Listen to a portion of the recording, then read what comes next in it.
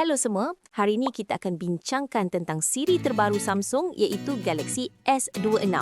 Selama bertahun-tahun, Samsung memegang tahta sebagai raja Android. Tapi, jom kita jujur, siri S26 tahun ini, terutamanya model asas, nampak macam asal boleh siap saja. Kenapa Galaxy S26 menerima kritikan yang agak tajam kali ini? Mari kita huraikan sebab-sebabnya.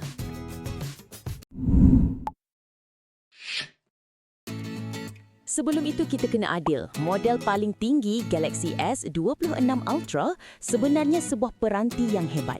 Harganya dikekalkan sama seperti model lepas, tapi ia dikuasakan oleh chip terbaru, Snapdragon 8 Elite Gen 5 for Galaxy.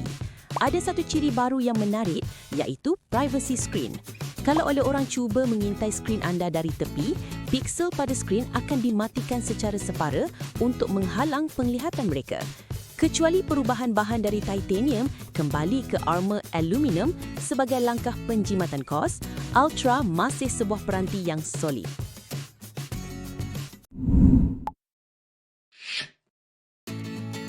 Namun, masalah besarnya adalah pada model S26 dan S26 Plus.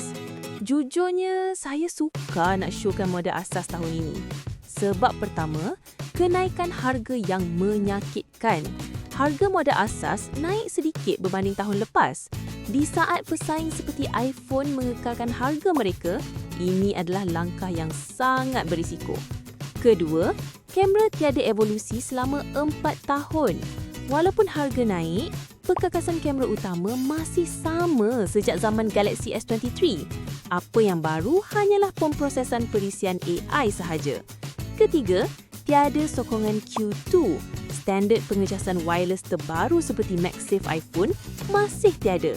Sebaliknya, Samsung menjual aksesori casing rasmi bermagnet yang mahal secara berasingan.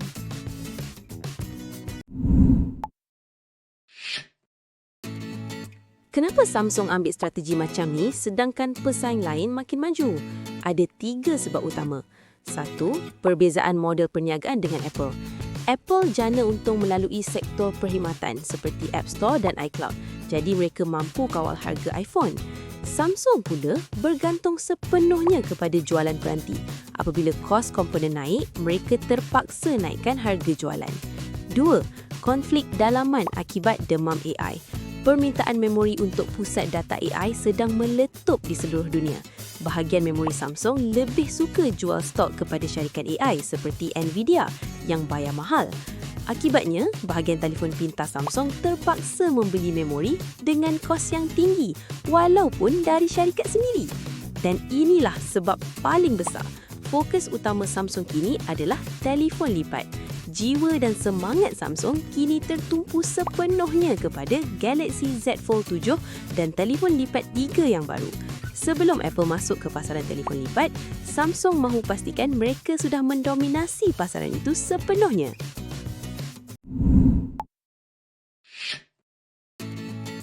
Kesimpulannya, Galaxy S26 Ultra memang mantap.